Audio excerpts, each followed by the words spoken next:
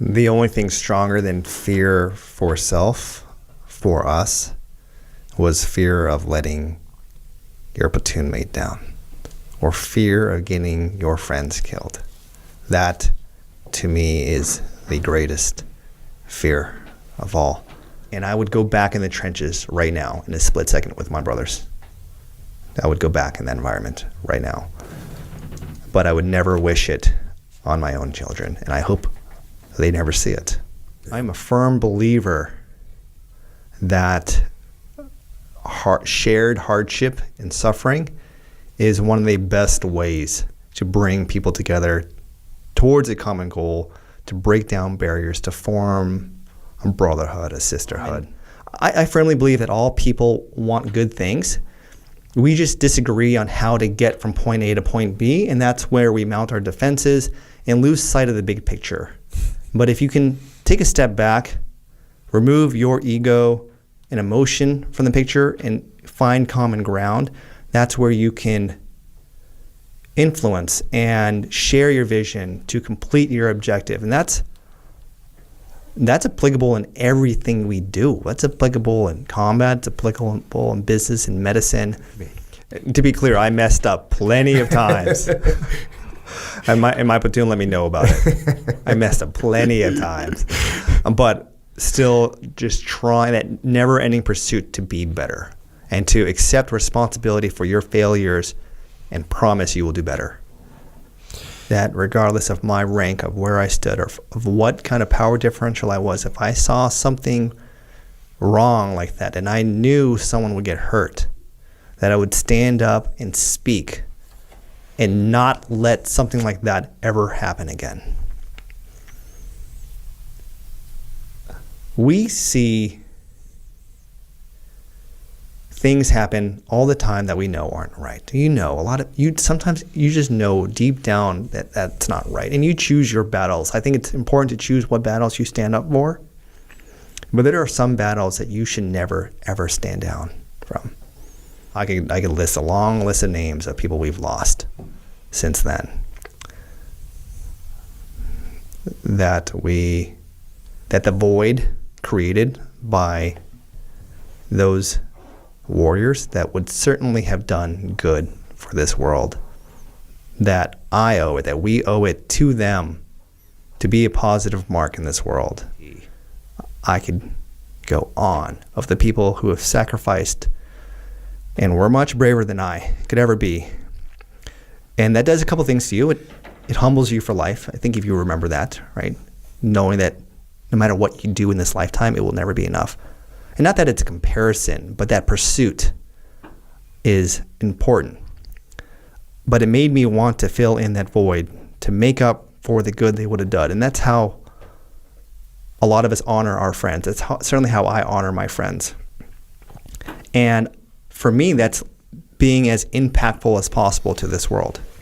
It doesn't matter what that is. It could be in the form of serving as a team guy, or serving as a physician, or what my path has taken me to now is serving as an astronaut. Preparation I needed to do for myself was to assume I was going to die, that I was already dead, and I was there to fulfill my role in the platoon as a shooter.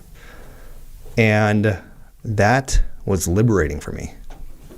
It was hard to get in that frame of mind, but once you got in that frame of mind, for me, it was easier to stay in that frame of mind. Kind of like how when I was cold in buds, I wanted to stay cold. So there were guys who would take a warm shower if you had the opportunity to. But for me, I wanted to stay uncomfortable, because being uncomfortable is an important trait. And once I was able to reconcile that I wasn't going to come home, that I was going to die, it freed me to be able to do my job without the human emotion that can be very disabling, which is fear. And I think it made me more clear of mind and focused, and I think it made me a better operator. But I don't know if that works for everyone. And I don't think that is also a very healthy state of mind to stay in for long periods of time. I think you need to learn how to decompress and learn how to switch things on and off and have space in your brain, compartmentalized spaces where you can put very bad emotions or very disabling emotions away so that you can do your job at hand. You should never think you're too good to do a job.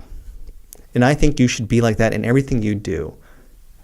Be a forever new guy is what I try to emulate. And I don't mean as in you shouldn't step up to the role and be a leader and delegate appropriately, but never think that you are above taking out the trash or that you're above not respecting the secretary or the lowest junior enlisted, right?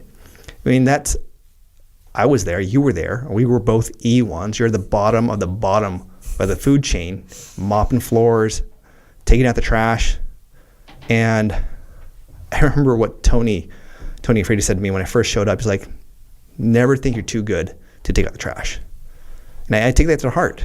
Like, to this day, never too good to do those jobs, because the moment you start to think you're better than anyone else, you have poisoned yourself. You were on the dark path.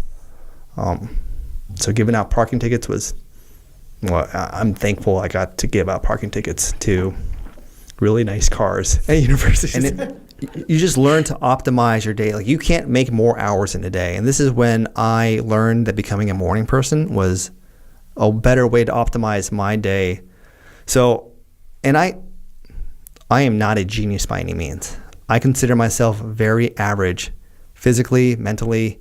It's just that I feel that I can stick with the goals and have deferred gratification to help support me for my goals. That's it. Working hard is all I know I can do to make up for any advantages, natural or otherwise, that I don't have. Intentionally not have had any social media accounts before NASA, and even for the first year and a half at being in NASA, just because I have such a visceral feeling with social media. Not because I'm not trying to blame the platform, because I think we all as humans should take accountability for our actions and how we use our tools. But narcissism is perhaps one of the biggest poisons in our society. And narcissism breeds narcissism. And a lot of times the way I've seen social media used as a platform to promote that.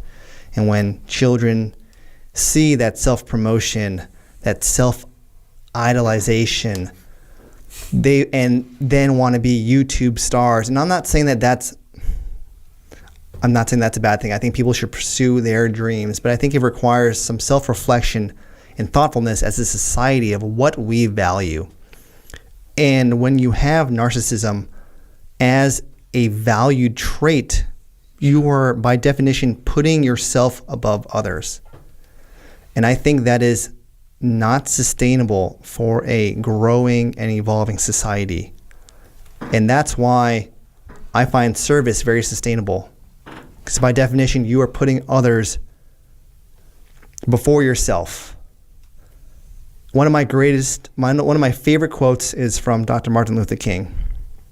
And it's something along the lines of, everyone is capable of greatness, not fame, but greatness, because greatness is determined by service. And I think sometimes people think the definition of success is that everyone in the world knows their name. And I think they're missing the point when that is the goal they're trying to seek. And I sometimes see social media used in that, but I agree with you that when used responsibly, respectfully, tactfully, thoughtfully, it can be a platform for good.